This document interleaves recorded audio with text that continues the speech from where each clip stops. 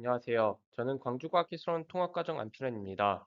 오늘 제가 발표할 주제는 제목과 같이 Quantum Transport Simulation for the Non-Rich Fat, including Surface Roughness Scattering입니다.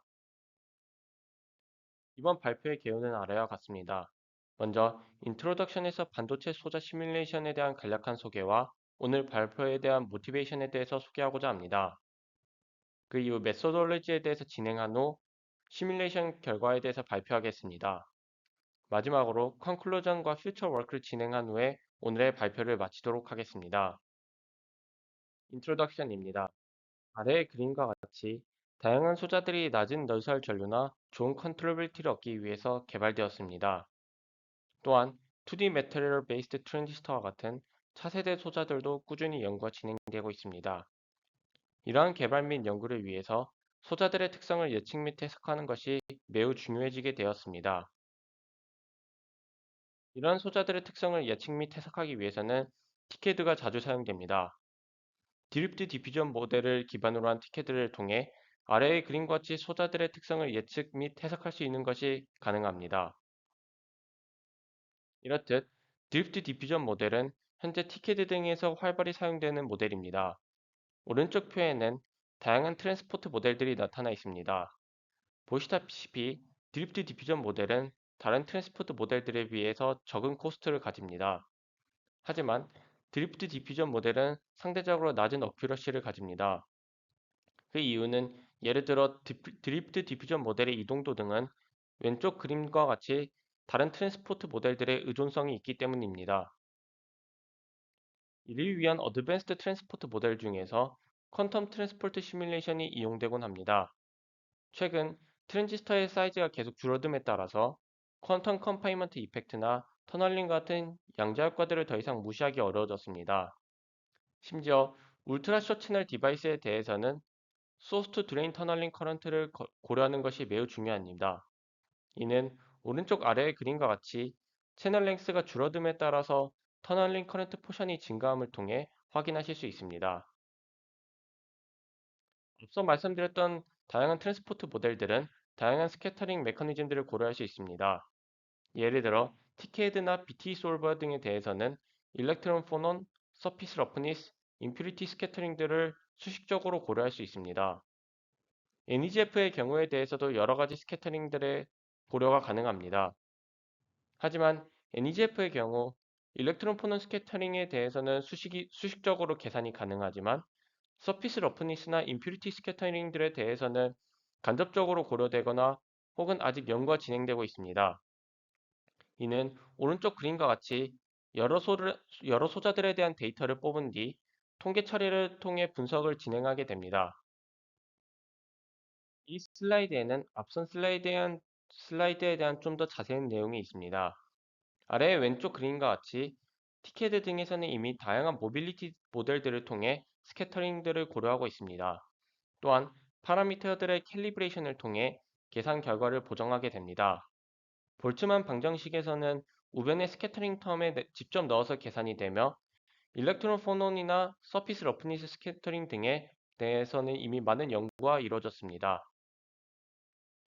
NEGF의 경우에는 앞서 말씀드린 바와 같이 일렉트론 포논 스캐터링에 대해서는 스캐터링 셀프 에너지라는 NEGF 내부에서 계산되는 값을 이용하여 수식적으로 고려할 수 있습니다. 반면 서피스 러프니스는 가운데 그림과 같이 많은 샘플들을 만들어서 통계적 처리를 통해서 고려합니다. 하지만 이는 수많은 샘플을 요구하게 되므로 계산량을 줄이기 위해서는 NEGF에 대해서도 다른 순송 방정식과 같이 디터미니스틱하게 계산 결과를 얻을 수 있는 방식이 필요합니다. 서피스 러프니스 스캐터링이 중요한 이유가 아래와 같이 나타나 있습니다. 서피스 러프니스 스캐터링은 자체적으로는 이미 오래전부터 분석되었으며 이들의 예상 분포는 수식 및 경험적으로 결과가 잘 알려져 있습니다. 하지만 최근에 트랜지스터의 단면의 크기가 작아짐에 따라 서피스 러프니스의 영향이 커지기 시작하였습니다. 이는 오른쪽의 시뮬레이션 결과에서 모빌리티 디그라데이션이 크게 발생하는 것을 통해 확인하실 수 있습니다.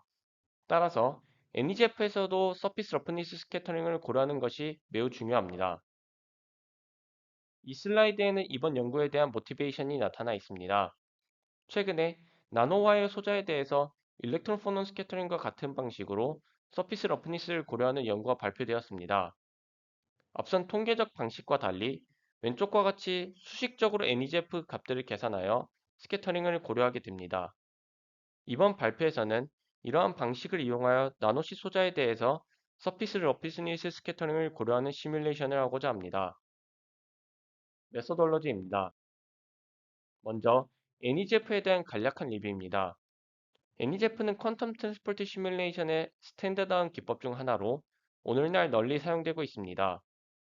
이전에 말씀드린 바와 같이 NEGF를 이용하여 시뮬레이션을 하게 되면 양자 효과가 반영된 결과를 얻을 수 있습니다. 이러한 장점 덕분에 아래와 같이 실리콘 기반 소자나 2차원 물질 기반 소자 등에 대해서 활발히 사용되고 있습니다. 아래는 NEGF의 수식입니다. 이는 리얼 스페이스 NEGF의 수식들로 아래의 수식들을 이용하게 되면 스캐터링이 반영된 리타디드 그린스 펑션이나 레서 그린스 펑션 같은 값들을 계산할 수 있게 됩니다. 그리고 결과적으로 이를 이용하게 되면 전자 농도를 얻을 수 있습니다. 하지만 이 방식은 행렬의 사이즈가 실공간 사이즈와 관계가 되므로 시간 및 재원이 많이 들어가는 문제가 있습니다. 이러한 문제를 해결하기 위해 다양한 기법들이 연구되었습니다. 그중 오늘날 많이 사용되고 널리 알려진 기법은 모드 스페이스 방식입니다. 모드 스페이스 방식은 베이시스 트랜스포메이션에 기반하여 행렬의 사이즈를 줄일 수 있게 됩니다. 그리고 오른쪽 아래의 그림과 같이 모드 스페이스로부터 얻어진 결과는 리얼 스페이스 방식과의 큰 차이가 없는 것을 확인하실 수 있습니다. 다음은 서피스 러프니스 관련된 슬라이드입니다. 인트로덕션에서 말씀드린 바와 같이 이미 서피스 러프니스에 대한 파라미터 및 분포에 대해서는 연구가 오래전부터 되었습니다. 실험적으로 가우시안 혹은 익스포넨트의 분포를 가진다고 알려져 있으며 값의 범위 또한 잘 알려져 있습니다. 이는 오른쪽 그래프에서 실험 결과로부터 추출한 결과와의 비교를 통해 확인하실 수 있습니다. 서피스 러프니스의 오토코릴레이션 수식은 왼쪽에 적혀 있습니다. 서피스 러프니스 스캐터링의 경우 일라스틱 포논 스캐터링과 비슷한 방식으로 계산합니다. 선행 연구에서는 이 점을 착안하여 서피스 러프니스 스캐터링을 일라스틱 포논 스캐터링과 동일한 방식으로 NEGF에 적용하는 방법을 발표하였습니다.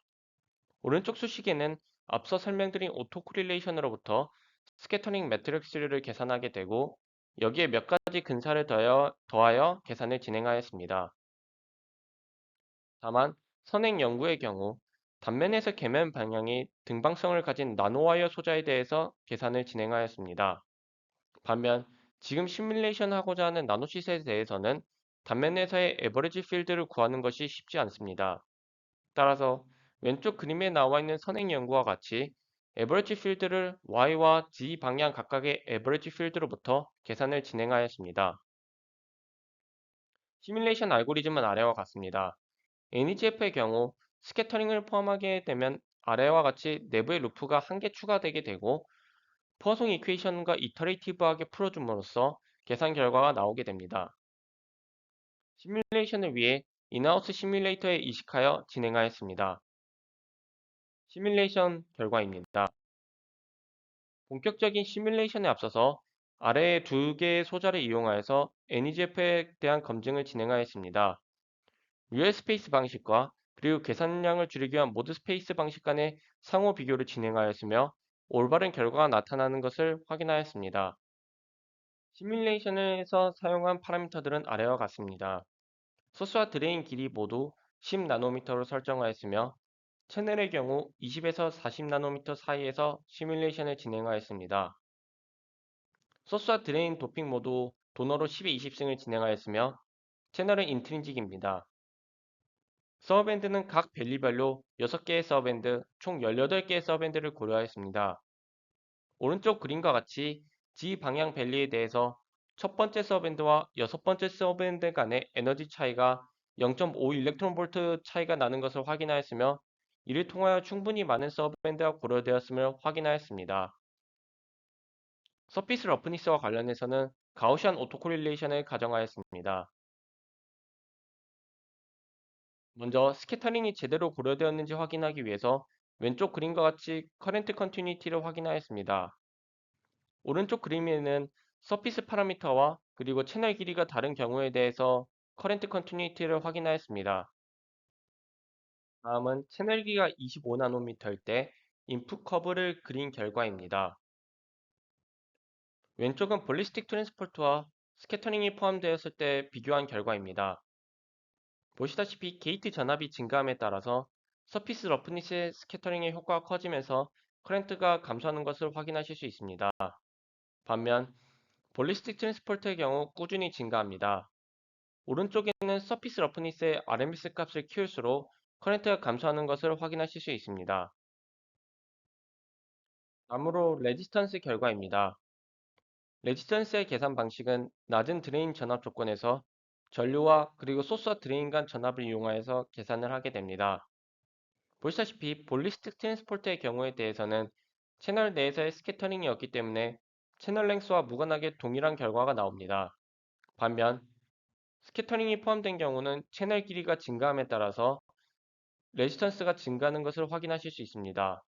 또한 서피스 러프니스 파라미터를 키울수록 점점 이 기울기가 증가하는 것을 확인하실 수 있습니다. 다음으로 모빌리티입니다. 모빌리티에서도 마찬가지로 낮은 드레인 전압 조건에서 왼쪽의 수식을 통해서 계산이 가능합니다. 이때 두 개의 채널에서 얻어진 결과를 이용합니다. 여기서도 마찬가지로 러프니스의 RMS 값을 키울수록 모빌리티가 더 감소하는 것을 확인하실 수 있습니다. 또한 각각 그림에 있는 점선들은 적분된 전장도에 대한 비례 가이드라인을 나타낸 것으로 대략적으로 마이너스 1.5승의 관계를 가지는 것을 확인하실 수 있습니다. 마지막으로 스태티스컬 어프로치입니다. 앞서 말씀드린 바와 같이 애니제프에서는 랜덤한 소자들을 시뮬레이션하여 통계적 처리를 통해 결과를 얻었습니다. 이때 랜덤한 소자를 얻기 위한 수식은 왼쪽과 같습니다. 오토코릴레이션과 그리고 오드 랜덤 페이지를 이용하여서 서피스 러프니스를 만들어내게 되며 오른쪽에 예시 결과가 나타나 있습니다. 다만 현재 코너 지점들에 대해서 러프니스를 형성하는 데 어려움이 있어서 이 부분들에 대해서는 러프니스가 없다고 가정하였고 이에 따른 오차가 발생합니다. 시뮬레이션 결과가 아래와 같이 나타나 있습니다. 왼쪽은 20개의 샘플로부터 얻어진 결과입니다. 그리고 오른쪽에는 20개의 샘플로부터 얻어진 결과와 앞서 보여드렸던 결과들을 함께 그린 그림입니다. 그 결과 온커런트가 좋은 어그리먼트를 가지는 것을 확인하실 수 있습니다. 마지막으로 결론과 퓨처 워크입니다. 오늘 발표에 대한 결론입니다. 서피스 러프니스가 포함된 NEGF에 대해서 구현을 진행하였습니다. 또한 이에 대한 결과를 파라미터들을 바꿔가면서 확인을 진행하였습니다. 이후 스태티스컬 어프로치와 비교를 진행하였으며 선행 연구에서 제안된 방식이 나노시펫 소자의 온커런트에 대해서도 좋은 언그리먼트를 가지는 것을 확인하였습니다.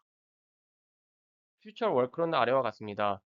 첫 번째로는 셀프 에너지에 직접 넣는 방법과 관련하여 앞서 소개드린 수식보다 더 정확한 수식을 이용하는 것이 필요합니다. 두 번째로는 스태티스컬 어프로치와 관련하여 코너 부분에서의 가정 및 이상화 등에 의해서 랜덤하게 제네레이트된 소자로부터 다시 오토코릴레이션 계산 시에 오차가 발생하고 있습니다. 또한 사각형 모양의 러프니스 등에 대해서도 개선을 진행할 예정입니다. 이상으로 발표를 마치도록 하겠습니다. 감사합니다.